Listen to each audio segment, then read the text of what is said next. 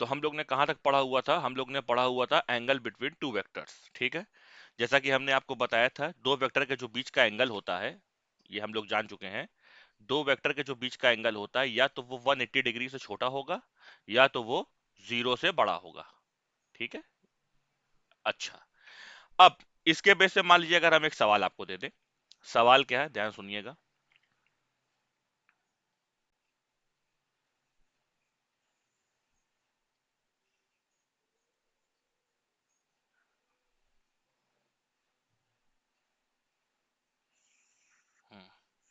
देखिए, मान लीजिए यहां पर एक है वेक्टर ए, ये है हमारा वेक्टर ए। जैसा कि एंगल कैसे निकालते हैं, एंगल कब निकालते हैं? एंगल हम तब निकालते हैं जब या तो वो टेल टू टेल हो, या तो वो हेड टू हेड हो। हेड टू टेल नहीं लेना है, ठीक। ये वेक्टर ए है, इसका एंगल यहां से है 30 डिग्री, 30 डिग्री। और ये ये है आपका वेक्टर बी, और इसका एंगल वर्टिकल के साथ है 60 डिग्री। और ये आपका इस साइड है वेक्टर सी, ये है वेक्टर सी, और इसका एंगल है वर्टिकल के साथ नीचे 45 डिग्री, ठीक। मैंने बोला फाइंड एंगल बिटवीन, पहला vector A and vector B, दूसरा vector A and vector C, और तीसरा vector B and vector C. ठीक, कैसे करेंगे देखिए। तो सबसे पहले आइए स्टार्ट करते हैं। वेक्टर ए और वेक्टर बी के बीच का एंगल, तो आप ये देखिए, ये है वेक्टर ए, ठीक, और ये है वेक्टर बी। तो आप देखिए, ये जो वेक्टर ए की टेल है वो वेक्टर बी के हेड के साथ जुड़ा हुआ है, ठीक है। तो इसको कैसे सॉल्व करेंगे? तो हम क्या करते हैं, हमें यह पता है कि हमें पैरेलल शिफ्टिंग आती है, किसी भी वेक्टर को हम पैरेलल शिफ्ट कर सकते हैं। कैसे शिफ्ट करेंगे देखिए, ये टोटल एंगल है कितना, 30। इस वेक्टर बी को उठा के हम आगे लेकर आएंगे, ठीक है।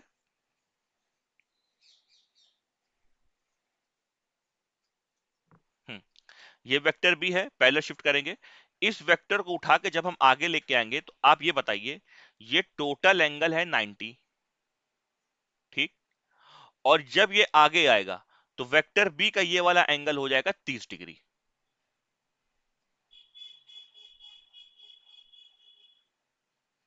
ये वेक्टर बी को हम आगे लेके आ गए, और ये एंगल कितना हो गया, 30 डिग्री, 30 डिग्री।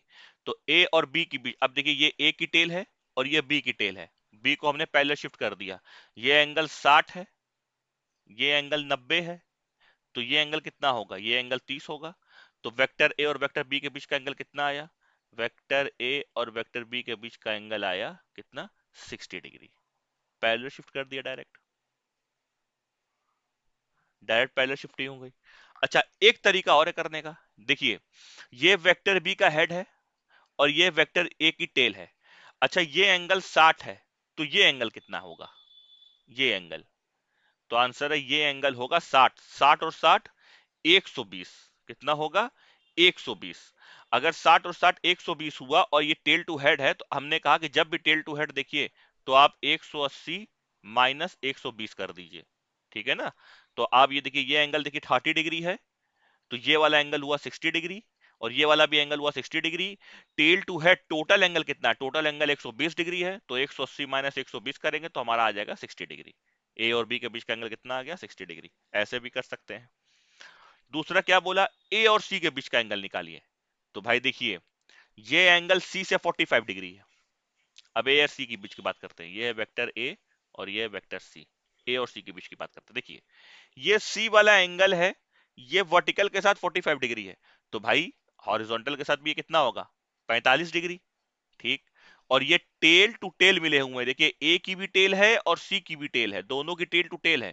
तो हम डायरेक्ट एंगल देख लेंगे, तो ये एंगल 45, ये एंगल 30, तो 45 और 30 कितना, 45 और 30 75। तो ए और सी के बीच का एंगल कितना आया, 75 डिग्री। कोई दिक्कत?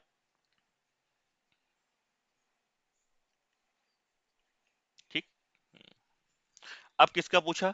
बी एंड सी का। बी और सी, देखिए बी और सी बी का क्या और सी में करेंगे, बना देखिए के दिखा दे रहा हूं आपको। देखिए ध्यान सुनिएगा। देखो भाई, ये हमारा बी है, ये सॉरी ये सी वेक्टर है, इसका वर्टिकल से एंगल है 45 डिग्री। ये हमारा बी वेक्टर है, बी वेक्टर का वर्टिकल से एंगल है कितना?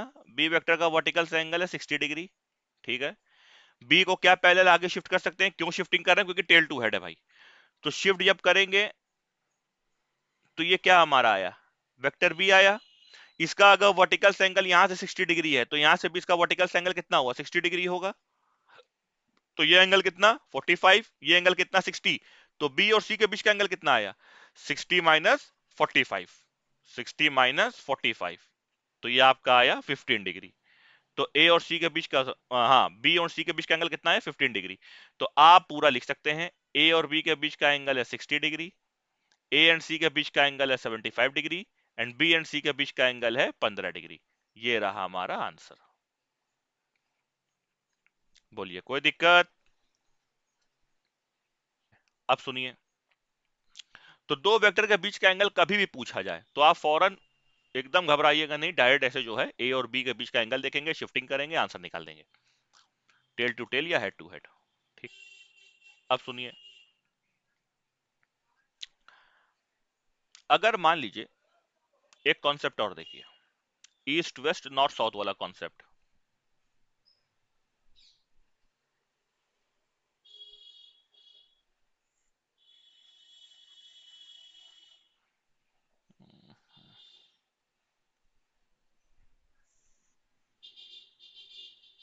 देखिए, ईस्ट वेस्ट नॉर्थ और साउथ।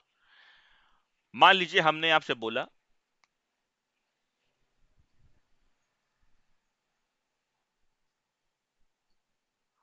इस जगह, ये जो हमने एक डायरेक्शन दी, इस डायरेक्शन को हम क्या बोलेंगे? तो इस डायरेक्शन को हम बोलेंगे नॉर्थ ईस्ट। ठीक, इस डायरेक्शन को हम क्या बोलेंगे? इस डायरेक्शन को हम बोलेंगे नॉर्थ वेस्ट, क्योंकि नॉर्थ की तरफ भी जा रहा, वेस्ट की तरफ भी जा रहा। ठीक है, ऐसे समझिएगा। अब अगर मैंने आपसे ये बोला, आप लिखिए 30 डिग्री साउथ ऑफ ईस्ट, तो देखिए कैसे लिखेंगे। ये है एंगल, तो साउथ ईस्ट में तो ऐसे जाना, देखिए साउथ और ईस्ट का नाम आया, तो साउथ और ईस्ट में आप जाइए। अब 30 डिग्री किसके साथ बनाएंगे? तो याद रखिए, ऑफ के बाद, ऑफ के बाद जिसका नाम आ जाए उसके साथ एंगल बना देना। साउथ ऑफ ईस्ट मतलब 30 डिग्री ईस्ट के साथ, ऐसे साउथ ऑफ ईस्ट। अब ऐसे माने मैंने बोला 45 डिग्री साउथ ऑफ वेस्ट, तो south of west, south west में जाएंगे और 45 डिग्री बनाना है। 45 डिग्री साउथ ऑफ वेस्ट, तो वेस्ट के साथ ऑफ के बाद वेस्ट आया, तो यहां पे हम लिखेंगे 45 डिग्री डायरेक्ट। ठीक है, इस तरीके से हम नाम देंगे। जैसे आगे देखिए,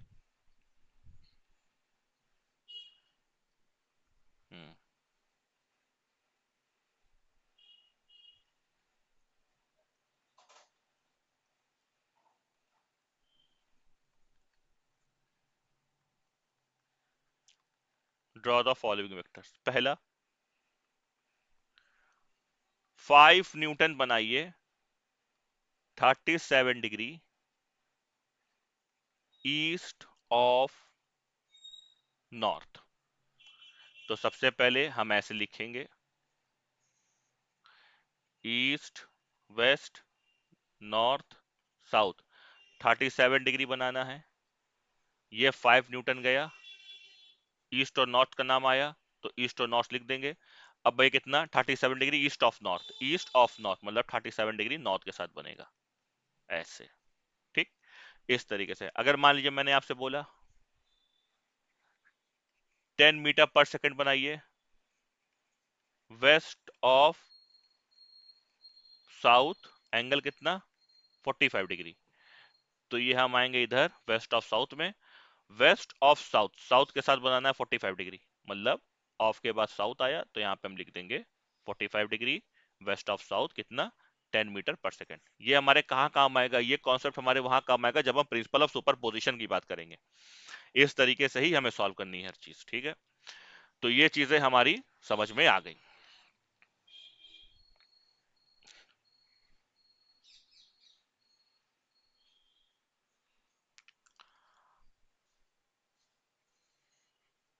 अब हेडिंग लिखिए types of vector.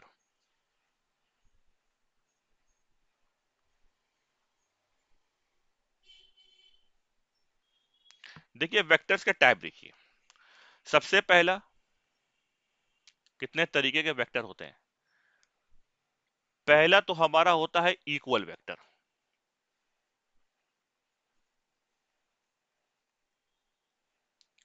Equal vector का मतलब क्या होता है कि इक्वल वेक्टर का मतलब होता है दो वेक्टर के जो सेम मैग्नीट्यूड होंगे और सेम डायरेक्शन होंगे। मतलब अगर हमारे पास दो वेक्टर है तो उसका मैग्नीट्यूड भी कैसा होगा, सेम, सेम मैग्नीट्यूड और सेम डायरेक्शन। अभी बहुत ही बेसिक क्लास चल रही है, तो बेसिक क्लास में क्या मतलब कि बेसिक बेसिक चीजों में क्या कि ये सब चीजें जानेंगे तो आगे और चीजें हम लोग को अच्छे समझ में आएंगी, बारीकी से समझ में आएंगी। तो ये चीज समझ में रखिएगा एकदम अच्छे से, ठीक है ना। तो इक्वल वेक्टर का मतलब है same magnitude and same direction. जैसे कि मान लीजिए अगर मैंने आपसे बोला कि अगर हम 2 मीटर पर सेकेंड ईस्ट गए और दूसरा हम 2 मीटर पर सेकेंड नॉर्थ गए, तो ये इक्वल वेक्टर नहीं है, क्योंकि दोनों की डायरेक्शन कैसी हो गई, अपोजिट हो गई। तो इक्वल वेक्टर का मतलब क्या होगा, सेम मैग्नीट्यूड होना चाहिए और डायरेक्शन दोनों की सेम होनी चाहिए, ठीक है। सेकंड क्या है, निगेटिव ऑफ ए वेक्टर। इसमें क्या सेम मैग्नीट्यूड होंगे बट डायरेक्शन अपोजिट होगी। नाम से ही पता लग रहा है, सेम मैग्नीट्यूड एंड, अभी तो कोई नई बात नहीं चल रही है, same magnitude and opposite direction. बहुत से बच्चे ये पढ़ेंगे, बहुत से बच्चे वो कर देंगे। जैसे इसमें हम लिख सकते हैं, जैसे देखिए इसमें हम क्या कर सकते हैं, मैग्नीट्यूड तो बराबर लिख सकते हैं लेकिन वेक्टर को हम बराबर नहीं लिख सकते, गलत हो जाएगा। बराबर लिखने के लिए क्या करना पड़ेगा, वेक्टर ए बराबर माइनस ऑफ वेक्टर बी। अब ये सही है, ठीक है।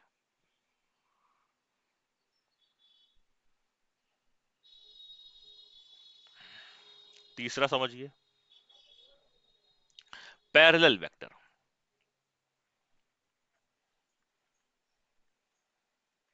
नाम से ही पता लग रहा है, मतलब इन दोनों के बीच का, मान लीजिए दो वेक्टर हैं, दो आपस में पैरेलल है, तो इनके बीच का जो एंगल होगा वो कितना होगा, 0 डिग्री। एक होगा एंटी पैरेलल वेक्टर, तो इनके बीच का एंगल कितना होगा, 180 डिग्री। समझिएगा बात को, ठीक है ना। Parallel vector, anti parallel vector, ठीक है।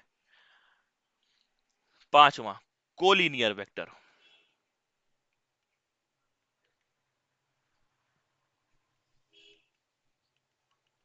कोलिनियर वेक्टर का मतलब है, मान लीजिए हमारा ये एक वेक्टर ए है, तो दूसरा वेक्टर भी सेम इसी लाइन में बनेगा, सेम इसी लाइन में, तो इसे हम बोलेंगे कोलिनियर वेक्टर।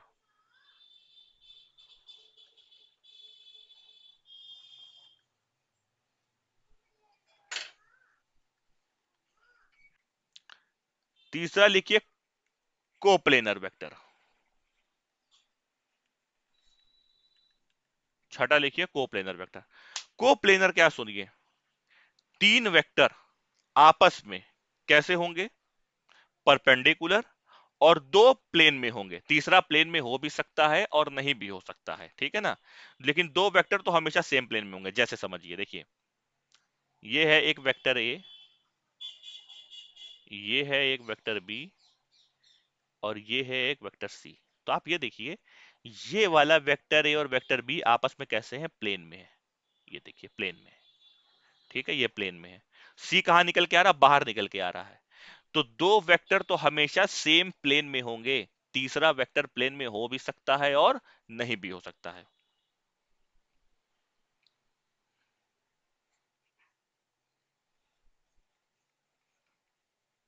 टू वेक्टर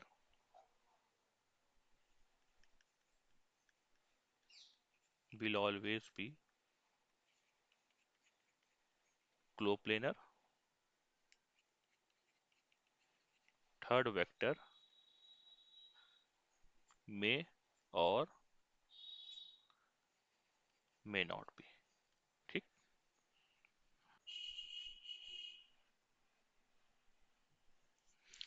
अब है, लिखिए कनकरेंट वेक्टर।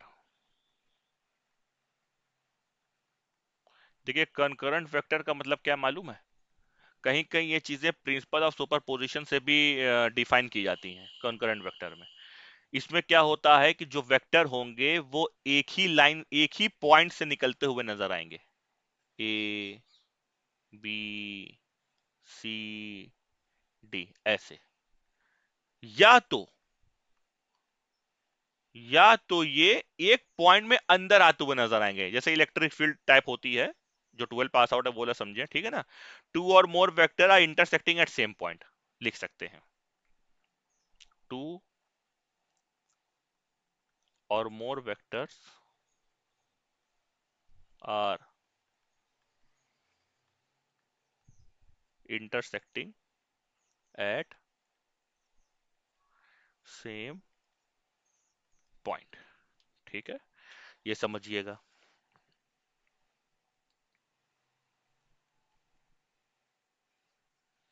यूनिट वेक्टर सबसे इंपॉर्टेंट, जिसका यूज हमारे कूलम्स लॉ में है, जिसका यूज हमारे ग्रेविटेशनल लॉ में है, हर जगह इसका यूज है यूनिट वेक्टर। इस पे आप जो है स्टार लगा लीजिए, इसके बेस पे पूरा एक टॉपिक है, हम लोग इसे पढ़ेंगे। यूनिट वेक्टर, देखिए यूनिट वेक्टर क्या है। एक बात याद रखिए, यूनिट का मतलब होता है वन, मतलब जो इसका मैग्नीट्यूड होगा वो मैग्नीट्यूड होगा ओनली वन। और इसकी एक खास बात है कि ये यूनिट वेक्टर जिसके साथ खड़ा हो जाएगा, जिसके साथ वो लग जाएगा, उसको वो डायरेक्शन दे देगा। ये पक्का है, मतलब ये होता है। तो यूनिट वेक्टर में क्या है, इट गिव्स डायरेक्शन।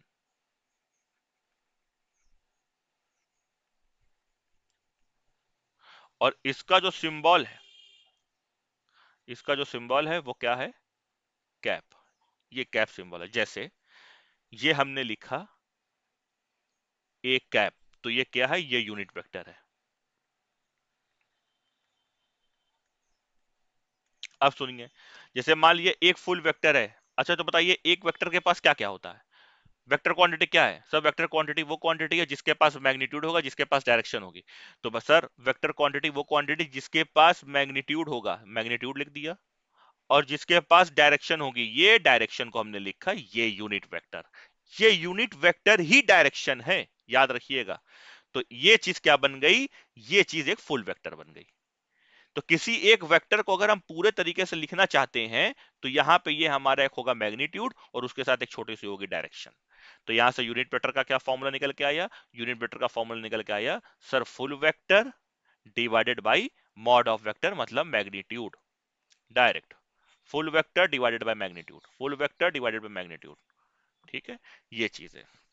ये सिर्फ और सिर्फ जिसके साथ खड़ा हो जाएगा ये उसको डायरेक्शन दे देगा, जिसके साथ ये खड़ा हो जाएगा, इसकी खास बात है अपनी, जिसके साथ ये खड़ा होगा उसको डायरेक्शन दे देगा, खत्म बात। ठीक है। और लास्ट है एक हमारा नल वेक्टर। नल वेक्टर का मतलब जीरो, और इसकी कोई भी डायरेक्शन होती है, इसकी कोई भी डायरेक्शन होती है। ठीक है, ये हमारा क्या हो गया, नल वेक्टर। तो टोटल हमारे पास कितने वेक्टर हो गए, equal vector, negative vector, parallel vector, anti parallel vector, उसके बाद coplanar vector, collinear vector, concurrent vector, unit vector और नल वेक्टर। जिसमें से हमको पढ़ना क्या है, ज्यादा टाइम जो हमको लगाना है वो लगाना है यूनिट वेक्टर पे। ये बात याद रखिएगा। दो वेक्टर के बीच का जो एंगल होता है उसका मैग्नीट्यूड कैसा होगा, दो वेक्टर के बीच का एंगल जो होगा वो टेल टू टेल वाला कॉन्सेप्ट या हेड टू हेड वाला कॉन्सेप्ट लगाएंगे, और उनका एंगल 180 से छोटा या जीरो से बड़ा या 180 भी हो सकता है। किसी भी वेक्टर को हम पैरेलल शिफ्ट कर सकते हैं। बोलिए हाँ या ना, अच्छे से आ गया समझ में? तो चलिए अब आगे हम लोग का एक और कॉन्सेप्ट करते हैं।